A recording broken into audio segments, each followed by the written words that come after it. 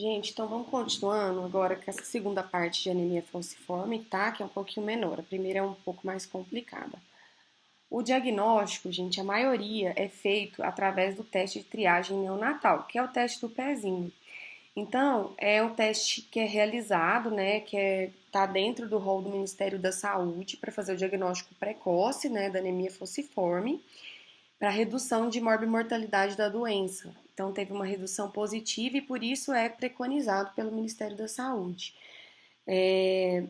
A gente tem esse Programa Nacional de Triagem Neonatal do Ministério da Saúde 2009 e é feito entre o terceiro e o quinto dia de vida do recém-nascido, sempre depois de 48 horas após a primeira amamentação, e é feito até o primeiro mês de vida. Geralmente, a gente faz esse exame até na próxima residência, da onde está cadastrado o endereço daquele recém-nascido, e é um exame público e gratuito, tá? Nas unidades de saúde próxima à moradia. O método que a gente faz do teste do pezinho é uma das maneiras de fazer o diagnóstico. Um outro método que a gente utiliza é a eletroforese de hemoglobina, que eu comentei com vocês, que a gente vai fazer a quantificação e diferenciação dos tipos de hemoglobina. E essa eletroforese, ela é realizada, né, mas só a partir dos 4 meses. Então, assim, perdeu o teste de triagem por alguma razão, porque passou desse período até o primeiro mês de vida, aí a gente tem que pedir na suspeita a eletroforese de hemoglobina, que é a partir de 4 meses, tá? Então, essas são as duas formas de fazer o diagnóstico. A eletroforese foi aquilo que eu comentei com vocês anteriormente. A gente tem as classes para identificar. A eletroforese vai mostrar para a gente se é um traço falciforme, que é o AS, ou anemia falciforme SS, ou uma anemia falciforme S-beta 0, que é a S-beta talassemia ou S-beta mais talassemia. Ambas são consideradas anemia falciforme, tá? Esses três do meio. E o outro que é considerado falciforme também, que é a hemoglobulinopatia SC. Então, essas são as possibilidades. Ou o paciente não tem nada, é normal, AA, ou o traço, ou essas quatro que estão embaixo, depois de anemia falciforme, são consideradas do espectro de anemia síndrome falcêmica, tá? Gente, a hemoglobina de quem tem anemia falciforme geralmente está entre o valor de 6 e 10, uma fase estável, mas casos mais graves pode chegar até 4. É uma anemia normo-normo, tá? E tem um aumento de reticulócitos, porque existe hemólise. E por ser uma anemia hemolítica, a gente tem uma resposta da medula de aumentar a produção de células vermelhas, que são os reticulócitos, que vão estar aumentados, entre 5 e 10%. Pode haver também no sangue as células mais jovens, que formam a linhagem eritrocítica, que são os eritroblastos. O que mais vai caracterizar são essas hemácias em foice, né, a drepanocitose. Então, no sangue periférico, a gente já consegue identificar essas hemácias em forma de drepanócitos. Além disso, outras questões dos exames complementares é que, como tem hemólise, a gente tem um aumento da bilirrubina indireta, pode ter aumento do urobilinogênio urinário, da ferritina, porque vai ter uma inflamação crônica por causa daqueles fatores que eu comentei com vocês na fisiopatologia, né? Então, a hemólise vai gerar resposta inflamatória, então vai ser um organismo inflamado com aumento da ferritina. A gente pode encontrar os corpúsculos de Rowley-Joly na microscopia, né, que são fragmentos liberados, né, do núcleo devido à degradação dessas células vermelhas, né, por conta da hemólise. A gente acaba podendo encontrar esses corpúsculos que são essa liberação do núcleo. E a gente pode ter elevação dos leucócitos pelo processo inflamatório crônico e plaquetose, que é elevação. A gente faz um estímulo na medula para produzir muito reticulócito e acaba que por isso a gente acaba estimulando também as outras séries na produção. É um mecanismo que acontece de fisiopatologia mesmo da doença, né? Tanto pela inflamação crônica quanto pelo processo de fazer um estímulo frequente da medula para tentar produzir as células e acaba produzindo de outras linhagens. A clínica, gente, ela tem um estado variável a depender do tipo de falciforme. Quando a gente considera o paciente em um estado estável, porque ele é adaptado a menores valores de hemoglobina. Então, em situações que ele não tem hipóxia, infecção ou outras condições, ele vai se manter estável, mesmo com valores de hemoglobina mais baixos, porque é um paciente adaptado a esses valores. Mas em algumas situações ele pode gerar os fatores, as caracterizações da doença, né, que são mais graves. No estado estável, que às vezes ele tem essa anemia leve e uma icterícia. Então, o paciente que tem anemia falciforme está estável, não está nem com nenhuma das características clínicas de descompensação da falciforme, ele tem uma hemoglobina mais baixa e uma icterícia. E é isso, ele vai estar controlado dessa forma. Na crise de falcização, aí que a gente tem as complicações que são responsáveis pela morbimortalidade do paciente. Aí nós temos a crise álgica, então tudo isso é decorrente da falcização e dos eventos tromboembólicos. Quando é criança, a gente pode observar a dactilite, que é uma manifestação da crise de falcização, né, de 6 meses até 2 anos, que é uma crise álgica intensa nos dedos, e o paciente vai ter alteração da estrutura dos dedos, que são observáveis no exame físico, que a gente vai desconfiar de falciforme. E as crises aplásticas, que a gente vai falar um pouquinho, que também acontecem em crianças. Em gestantes, a gente tem algumas situações que a gente pensa em anemia falciforme para o bebê quando ele nasce. Então, gestante que tem deficiência de ácido fólico ou faz uso de alguma medicação de forma inadequada, pode apresentar situações em que um dos diagnósticos diferenciais quando o neném nasce é a anemia falciforme, porque às vezes a criança tem um pouco de hemólise ao nascer, tem crise aplástica e tudo. Então, a gente faz esse diagnóstico diferencial.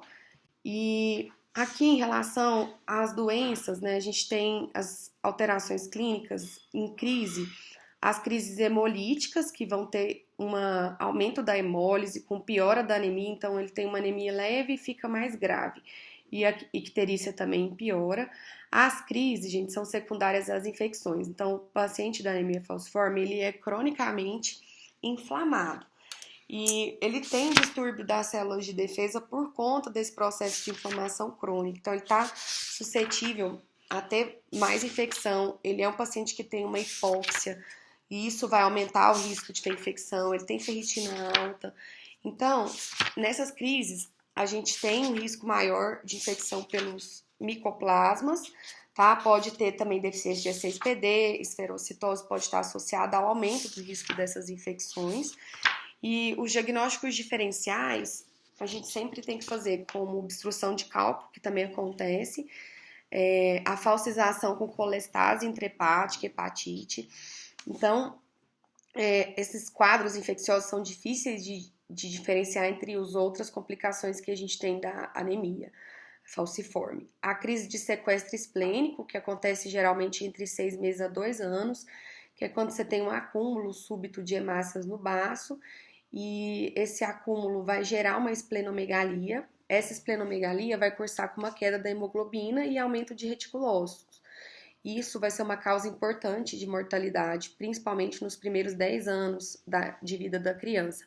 Então, essa fase, né, da infância, né, onde tem mais a crise de sequestro esplênico, a gente vai diferenciar ela de outras questões. Então, assim, sintoma comum de manifestação clínica de falciforme são as infecções, que podem ser causadas por vários agentes. Aí são duas razões: o estado de inflamação crônica, o déficit de imunidade, a hipóxia, o fato de o paciente fazer a autoesplenectomia, não tem um funcionamento adequado do baço, a gente vai falar disso um pouquinho, vai aumentar o risco de infecção por germe encapsulado.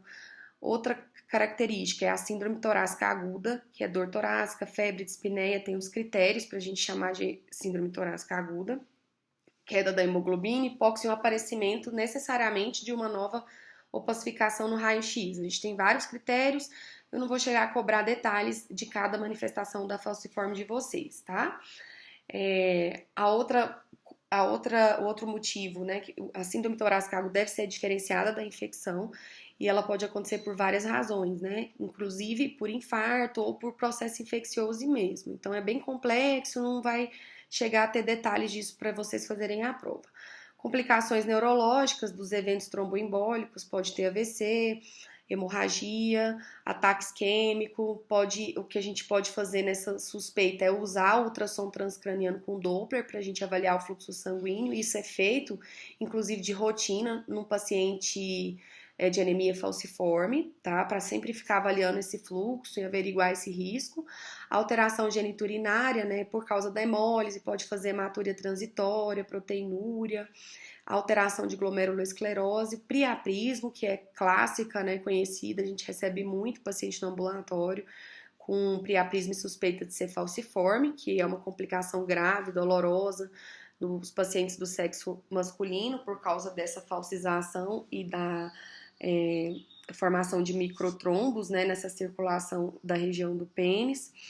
E um pouquinho de cada uma das que são as mais comuns, gente. A crise álgica, que é a crise de dor, é muito comum no paciente de anemia falciforme, é uma das mais frequentes e uma das primeiras manifestações, tá? Quando a gente suspeita da doença. Ocorre por causa de um dano no tecido isquêmico pela obstrução do fluxo. Geralmente ela dura de 4 a 6 dias, mas pode ficar até semanas, e existem fatores que precipitam essa crise álgica. Por exemplo, dor.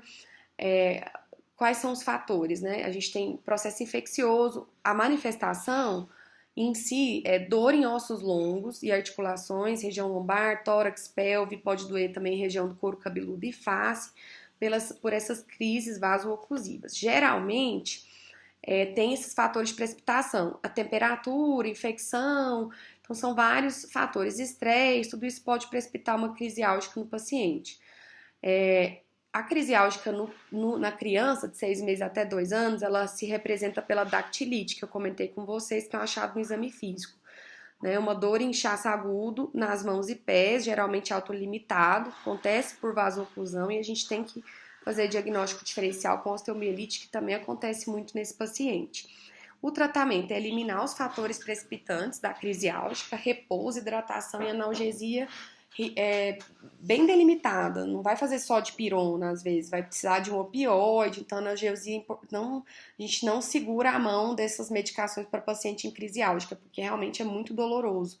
Então a gente tem um protocolo para seguir de quais são as medicações, qual que eu tenho que fazer, qual que é melhor para a crise, para a gente evitar, né, para a gente melhorar esse processo da hipóxia. Quanto mais dor, maior a hipóxia, maior a inflamação, estresse oxidativo, então tudo vai piorar.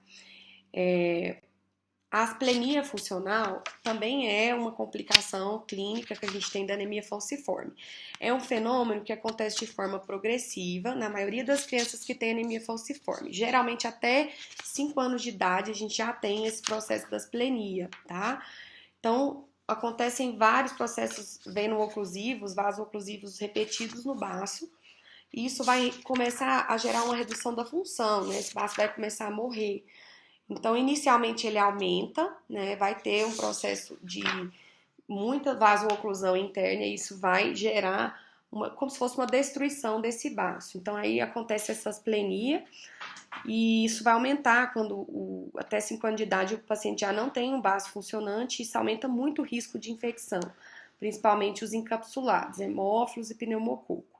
Precisa de uma imunização específica para esses pacientes, que é preconizado tanto pelo Programa Nacional de Imunização do Ministério da Saúde, quanto pelo programa específico da falciforme, que a gente tem que repetir essas vacinas contra estrepto, antivaricela, hepatite A e influenza. Então, além do programa nacional, tem um específico para portadores de anemia falciforme por causa da asplenia funcional, incluindo inclusive a profilaxia com penicilina benzatina, para reduzir o risco de infecção por germes encapsulados. A crise aplástica já é um pouco menos frequente, acontece em geral após um processo infeccioso e eles são crises, né, caracterizadas pela queda acentuada da hemoglobina, mas sem a reticulocitose. Então, a gente faz uma diferença básica pelo valor dos reticulócitos encontrados. A gente sabe que pode acontecer em consequência da infecção pelo parvovírus em crianças e outros na vida adulta, como Epstein-Barr e estrepto. Então, existe uma infecção e após o quadro de infecção, o paciente tem essa crise aplástica, que vai ter uma queda de hemoglobina sem aumento dos reticulócitos. Isso é importante para diferenciar da crise de sequestro esplênico, porque nesses casos da crise aplástica a gente não tem a esplenomegalia, né? Quando a gente tem esplenomegalia e queda de hemoglobina, não é crise aplástica, é crise de sequestro esplênico. Quem está fazendo a queda da HB é o baço, porque tem essa esplenomegalia associada, e não o processo em si de crise aplástica. Em algumas situações de crise de sequestro esplênico, gente, quando o paciente ainda tem o baço, ele não passou pela esplenia funcional, quando ele tem um baço muito grande, pode ser indicado fazer esplenectomia pela possibilidade dele ter várias crises de sequestro. Então, tem um risco, vai cair muita hemoglobina. Então, nesses que não tiveram, pode ser indicado fazer essa esplenectomia, tá? O tratamento da crise aplástica, que vai ter essa queda da hemoglobina, né, por pós-processo infeccioso, vai ser transfundir concentrado de hemácias e geralmente são autolimitadas. Você faz o suporte transfundindo o paciente, mas de 7 a 10 dias. E elas são um pouco frequentes, né, e raramente vão recorrer. Em relação a outros eventos que podem acontecer, a gente tem um risco aumentado de litíase biliar, tem que lembrar da hemólise, aumenta a bilirrubina, então esse risco. Hemociderose, porque o paciente vai ter transfusão crônica, então ele vai receber muito sangue. Então ele já tem ferritina alta pela inflamação. Recebendo muita transfusão, ele aumenta mais o risco de fazer depósito de ferro e gerar uma cirrose. E os eventos veno-oclusivos, né? O AVC, que sempre tiver suspeita neurológica, o paciente apresentou um déficit, cefaleia, enfim, problema, déficit neurológico, alteração do sistema nervoso, a gente tem que diferenciar. É um evento veno-oclusivo, um AVC, ou está tendo um processo de infecção, já que ele tem mais risco por meningococo. Outros eventos que são decorrentes da veno-oclusão é a úlcera de perna, que é muito comum no paciente falciforme, osteonecrose, né, de cabeça de fêmur, a gente vê muito também, priapismo e o aborto de repetição. São eventos da veno-oclusão, que é a principal manifestação. O tratamento ele vai se basear numa abordagem multidisciplinar, então precisa de vários profissionais, psicólogo, o hematologista, outras especialidades médicas envolvidas, a equipe de enfermagem para fazer o cuidado das úlceras, né, desse paciente, de outras complicações. A gente faz a reposição de ácido fólico, porque é um paciente que tem muita demanda de produção de reticulócitos da medula, né? Então a gente vai repor, ele vai estar em alta produção de células vermelhas, então a gente precisa ajudar a medula a produzir mesmo, né? Então a gente faz a reposição contínua de ácido fólico, a profilaxia de infecções que a gente vai fazer também no paciente de anemia falciforme, principalmente a depender das crises e tanto profilaxia primária quanto secundária, né? O paciente teve uma infecção tal, a gente faz profilaxia secundária e algumas profilaxia primária. O tratamento padrão, gente, é a hidroxiureia, tá? É uma medicação que vai aumentar a síntese de hemoglobina fetal, que tem maior afinidade, né? Consegue transportar mais o oxigênio do que a hemoglobina S. E aí, essa hemoglobina fetal ela é mais resistente ao processo de falsização. Então, a gente vai usar a hidroxiureia com esse objetivo, de aumentar a porcentagem de hemoglobina fetal. O medicamento é indicado hoje para todos os pacientes que têm o genótipo de anemia falciforme, que é o SS, o essa-beta-talassemia, e tem crises dolorosas, né, frequentes. Na verdade, antigamente a hidroxiureia ela tinha situações específicas para ser indicada. Hoje, a gente já indica para praticamente todos os pacientes, né, mas pelo protocolo, né, critério, tem que ter pelo menos crises dolorosas frequentes, que é a maioria desses pacientes, né? Então, teve mais de 3 crises, ou teve uma internação, já teve síndrome torácica aguda, anemia grave, complicação vasoclusiva, praticamente quase todos vão entrar na indicação de tratamento com a hidroxiureia. As transfusões de repetição, porque o paciente tem uma anemia em crises, né? Vai ter momentos que ele vai ter uma anemia mais grave e às vezes necessário a gente fazer a transfusão para evitar que ele tenha um AVC, que ele tenha uma complicação de falcização, evento veno-oclusivo. Então, o paciente que é transfundido cronicamente. E a terapia curativa atualmente a ser considerada, que é o transplante halogênico, que é de uma outra pessoa, né, que geralmente faz com irmãos, que são idênticos, né, que tem haploidentidade, né, a medula que a gente considera como compatível com a da pessoa, e faz esse transplante, tá? E potencial também terapia gênica que tem sido utilizada, que é um processo que é considerado como terapia curativa. Aí a gente tem alguns critérios para poder indicar o transplante para esses pacientes, principalmente em caso de doenças mais severas com potenciais complicações. É isso. A gente conseguiu colocar bem os objetivos aí para vocês de conhecer um pouco da doença, né, epidemiologia, característica, falando bastante da parte genética e da fisiopatologia. A parte clínica e de tratamento, gente, para vocês conhecerem, porque é muito complexo, tem especificações para cada uma dessas que a gente colocou. Então, a gente precisa identificar essas possibilidades clínicas de acontecer com o paciente, mas existe um protocolo específico, né, de profilaxia, de tratamento, então é mais para a gente conseguir conhecer mesmo.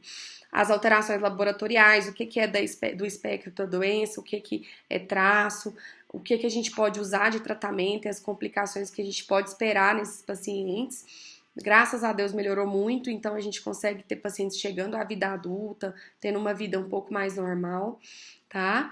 E é isso. Foi um pouquinho longa aí a aula de anemia falciforme, mas é porque realmente tem muita coisa. Tchau, obrigada, pessoal.